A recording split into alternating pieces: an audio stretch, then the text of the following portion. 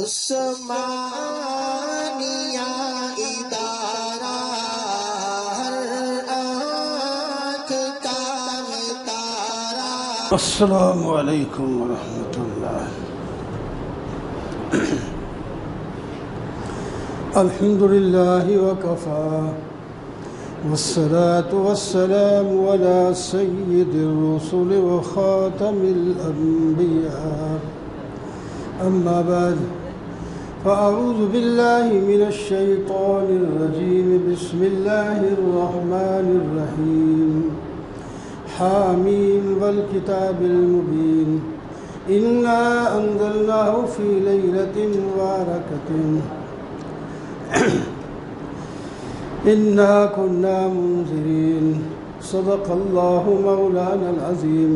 اللہم صل علی سیدنا ومولانا محمد وعلى آل سيدنا ومولانا محمد وبارك وسلم۔ محترم بزرگوں، دوستوں اور عزیزوں، سورہ دخان کی پہلی آیات تلاوت کی ہے۔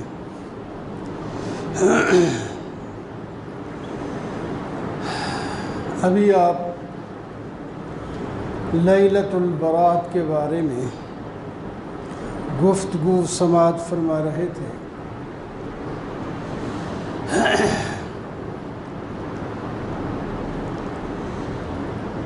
یہ جو شعبان کی 15ویں رات ہے، آج دن 14 ہے، آگے 15ویں رات شروع ہوگی، کل 15واں دن ہوگا۔ تو دن بعد میں ہوتا ہے، رات پہلے ہوتی ہے۔ اس واسطے یہ آج والی رات شعبان کی 15ویں رات کہلائے گی، اور اسی واسطے آج لوگ اپنے رواج کو پورا کرنے کے لیے بچے تیاریوں میں ہیں۔ عصر کے بعد پٹاخے چھوٹنے لگ پڑیں گے اور حلوے بننے لگ پڑیں گے۔ بہرحال مختصر عرض کرتا ہوں، اس رات دو کام ہیں کرنے کے اور 2 ہیں چھوڑنے کے۔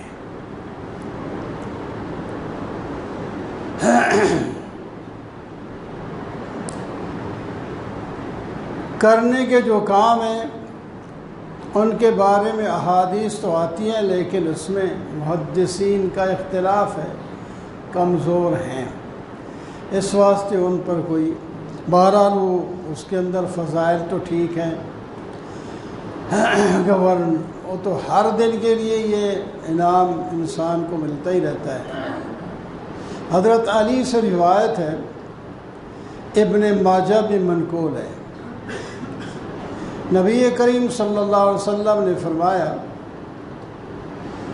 جب شعبان کی 15ویں رات ہو تو رات کو عبادت کیا کرو اور دن کو روزہ رکھا کرو۔ یہ روایت ہے۔ روزہ بھی ایک محترم عبادت ہے اور بڑی شان والی عبادت ہے، اس کے بڑے فضائل ہیں، جیسا کہ آگے رمضان کے روزوں کے بارے میں آئے گا۔ اور مطلق عبادت بھی شان والی چیز ہے، تلاوت کریں، ذکر کریں، نوافل پڑھیں۔ کوئی خاص عبادت مقرر نہیں ہے کہ جماعت کے ساتھ نماز پڑھیں یا فلاں انداز میں نماز پڑھیں۔ عام جو نفل آپ پڑھتے ہیں اسی طرح پڑھتے رہیں، جتنے پڑھ سکتے ہیں پڑھ لیں، اور ضروری بھی نہ سمجھیں۔ ہر رات عبادت کا ثواب ملتا ہے، ہر لمحے عبادت کا ثواب ملتا ہے، دن ہو یا رات ہو۔ تو اس واسطے عبادت تو بڑی اچھی چیز ہے، کریں، لیکن اس کو جب مقرر کر دیا جاتا ہے بغیر مقرر کرنے کے، یہ اصول شریعت کے مطابق متعین نہیں، پھر کوئی متعین کر کے کرے اور ضروری سمجھے تو بدعات میں آ جاتا ہے، اور بدعت بڑی بری چیز ہے۔ جو بدعات ہیں وہ اس کا بنیاد عبادات ہی ہیں، عبادتوں کو بندے جو ہیں ایسی قیدیں لگا کر بدعات بنا دیتے ہیں۔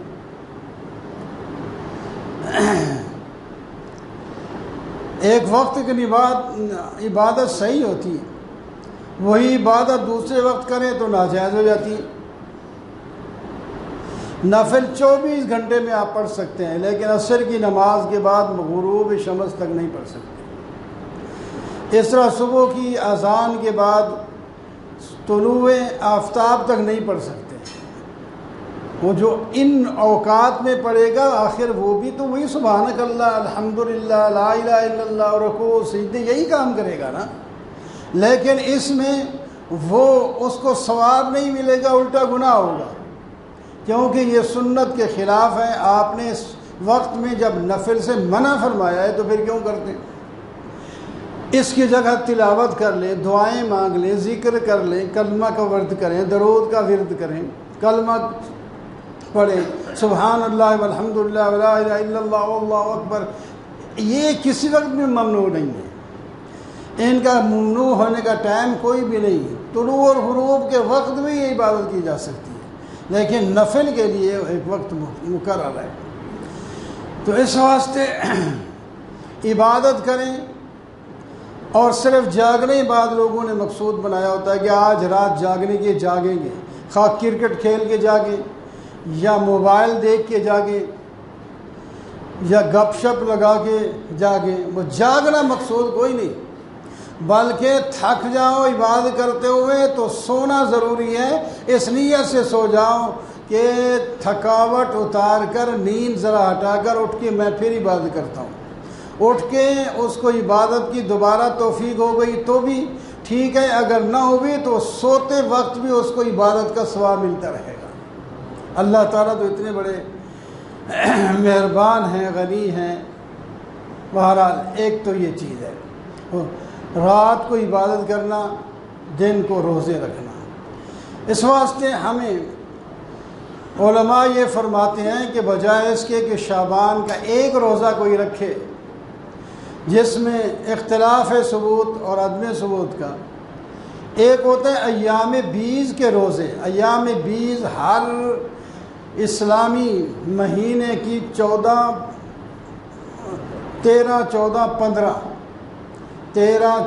15 کو ایام بیز کہتے ہیں۔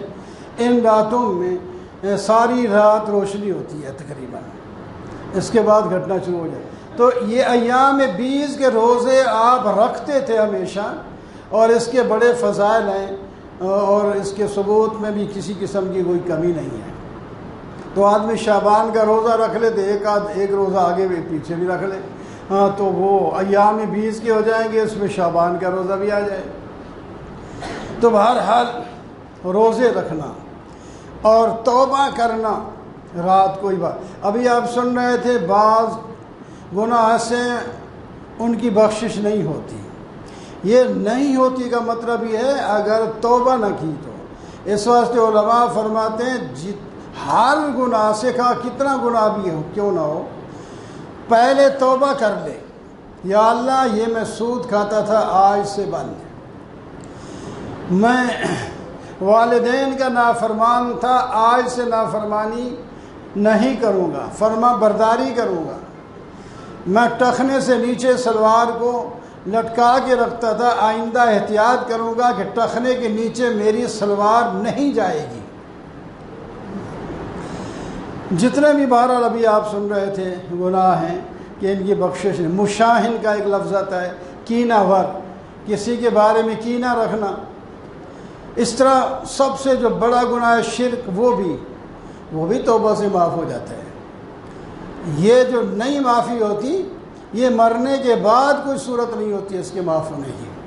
باقی گناہوں کے بعد میں بھی سفارش کی وجہ سے یا کچھ سزا بھگتنے کی وجہ سے ایمان اگر ہے تو بخشش ہو سکتی ہے، لیکن مشرک، دہریہ، کافر، یہ سارے ایک درجے کی چیزیں ہیں۔ کافر تو مطلق انکار کرتا ہے نا اللہ تعالیٰ کا، اور جو مشرک ہے اللہ کو مان کر ساتھ دوسروں کو شریک کر دیتا ہے کہ یہ بھی ایسا کام کر سکتے ہیں جو اللہ کرتا ہے، تو وہ بھی توبہ کر لے شرک سے تو شرک معاف ہو جائے گا۔ حسد، کینہ، بغض، عداوت، یہ سارے برے گناہ ہیں ہر حال میں، ان سے توبہ کر لے۔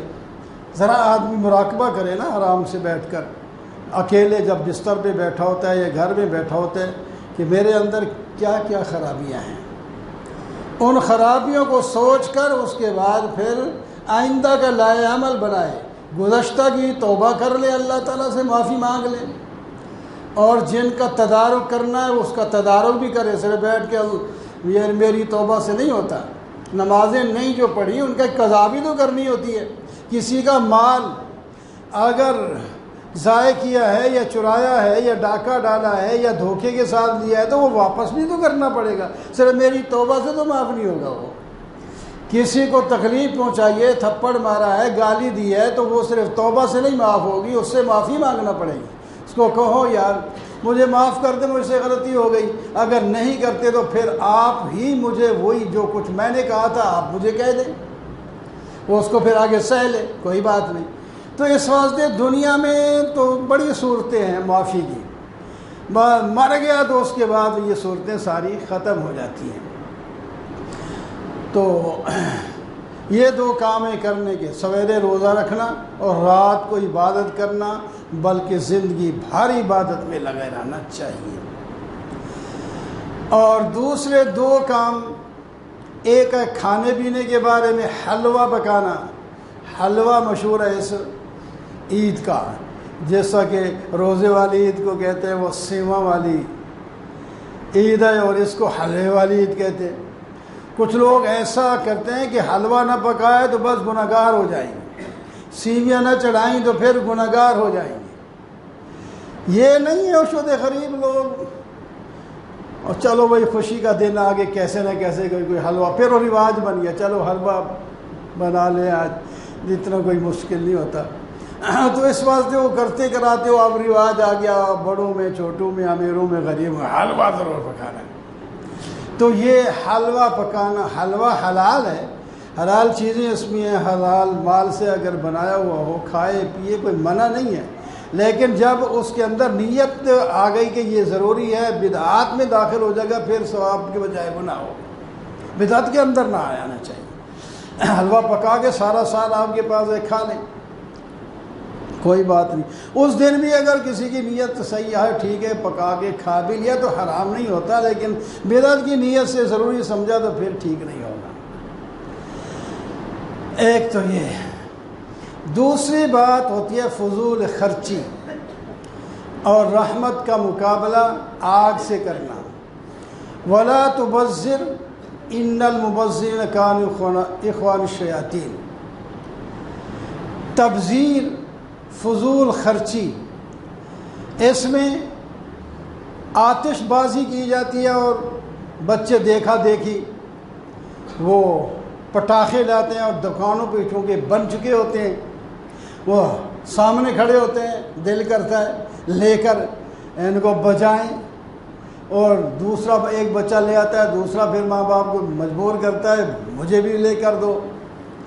اس طرح وہ پٹاخے، آتش بازی، اس ایک تو فضول خرچی ہے اس میں۔ وَذَرِ الَّذِينَ اتَّخَذُوا دِينَهُمْ لَعِبًا وَلَهْوًا وَغَرَّتْهُمُ الْحَيَاةُ الدُّنْيَا۔ فرمایا چھوڑو ان لوگوں کو جنہوں نے اپنا دین کھیل تماشا بنا رکھا ہے، کھیل تماشے کو دین سمجھتے ہیں، ان کو دنیا کی زندگی نے دھوکے میں ڈال رکھا ہے۔ اس کے باوجود وذکرہم، ان کو کیا کریں، آپ نصیحت کرتے رہیں، سمجھاتے تو رہیں، ہو سکتا ہے کسی وقت بھی بات آدمی کو سمجھ آ جائے تو وہ اپنا برا کام چھوڑ دے۔ وذکر بھی ان تبصر نفس بما کسبت لیس لہ من دون اللہ ولی ولا شفیع، اگر اسی طرح مر گیا تو پھر اس کے لیے کوئی دوست اور کوئی سفارشی قیامت کے دن نہیں ہوگا اور جہنم میں جانا پڑے گا۔ فضول خرچی اس دن ہو یا کسی دن بھی ہو، مال کو ضائع کرنا اس دن ہو یا کسی دن بھی ہو، یہ نہیں کہ صرف ایک دن تو ٹھیک ہے ناجائز ہے اگلے پیچھے سے کر لیں۔ جو کام غلط ہے وہ ہمیشہ غلط ہے، لیکن بعض دفعہ ایک غلط کام ایک جگہ کرنا بھی غلط ہے، دوسری جگہ کوئی اچھی ہے تو وہاں اس کا گناہ بڑھ جاتا ہے۔ جیسا کہ نماز آپ باہر پڑھیں گے تو ثواب تو ملے گا، نماز فرض ادا بھی ہو جائے گی، ثواب بھی ملے گا، لیکن مسجد میں آ کے جب پڑھیں گے تو 5 گنا اور بڑھ جائے گا، جماعت کے ساتھ پڑھیں گے تو اور 27 گنا اور بڑھ جائے گا، ثواب تو بڑھتا ہے۔ پھر جامع مسجد میں پڑھیں گے تو 500 گنا بڑھ جائے گا، اتنا بڑھتا جائے گا ثواب۔ اسی طرح چوری کرنا باہر، بدکاری کرنا، جھوٹ بولنا باہر، وہ بھی گناہ ہے، لیکن مسجد میں اگر جب یہ گناہ والے کام کرے گا تو یہ گناہ بڑھ جائے گا، اس سے گناہ بڑھ جائے گا۔ تو اس واسطے فرمایا گناہ تو سارے ہر وقت ناجائز اور حرام ہیں، لیکن ان دنوں میں جو برکت والے دن رات ہیں ان کے اندر کرنا پھر گناہ کی مذمت اور بڑھ جاتی ہے۔ تو اس واسطے تبذیر نہیں کرنا، فضول خرچی نہیں کرنی، بچوں کی عادت خراب نہیں کرنی، ان کو سمجھا، بچے سمجھدار ہوتے ہیں، ان کو ذرا بٹھا کر آرام سے سمجھا دیا جائے تو سمجھ جاتے ہیں، ایسی کوئی بات نہیں۔ وہ پہلے بہت ضد بھی کر رہے ہوں اور لڑ بھی رہے ہوں، تھوڑی دیر کے بعد اس کو عام طور پر یہ واقعات سے بڑے مانوس ہوتے ہیں، کوئی اچھا واقعہ سنا کر ان کو سمجھا دیا جائے تو انشاءاللہ وہ سمجھ جاتے ہیں، اور بعد آئندہ دوسرے بچوں کو بھی روکتے ہیں، یار مجھے ابو نے فلانے نے یہ بات سنائی تھی، اس کا یہ نقصان ہے، تو خواہ مخواہ نقصان کیوں کریں، وہ دوسرے کو بھی روکے گا، پھر بچہ بچے کی مان لیتا ہے۔ تو اس طرح جو ہے آتش بازی کے ساتھ اللہ کی رحمت کا مقابلہ نہیں کرنا چاہیے اور فضول خرچی بھی نہیں کرنی چاہیے۔ تو خلاصہ یہ ہوا کہ کوئی آج رات اور ہمیشہ کی نیت کر لے کہ میں اللہ تعالیٰ کی عبادت میں جتنا ممکن ہوا لگا رہوں گا، اور روزہ یہ نفلی ہے رکھوں گا، اور اس کے ساتھ آگے رمضان کی تیاری، رمضان آئے گا تو پورے مہینے کے روزے میں نے ہر حال میں رکھنے ہیں، اپنے کام جو رمضان کے ہوتے ہیں، کوئی مشکلات ہیں تو اس کو آگے پیچھے کر کے میں اس بار ضرور، اللہ تعالیٰ کا فضل ہو رہا ہے، پہلے روزے آ رہے ہیں، چند اس اگلے سال اور ٹھنڈے ہو جائیں گے، ٹھنڈے درمیان میں کتنے بڑے مشکل روزے پسینے والے گزرے ہیں، بڑے پریشانی والے، لیکن جو روزے رکھتا ہے تو اس کو کوئی پریشانی نہیں، جو نہیں رکھتا وہی چیختا چلاتا ہے۔ تو بہرحال ٹھنڈ کی طرف آ رہے ہیں تو روزے کی تیاری ابھی سے نیت کر لے تو انشاءاللہ ضرور اللہ تعالیٰ موقع دیں گے، یہ سارے روزے رکھیں گے۔ وَأَقُولُ قَوْلِي هَذَا وَالْحَمْدُ لِلَّهِ رَبِّ الْعَالَمِينَ۔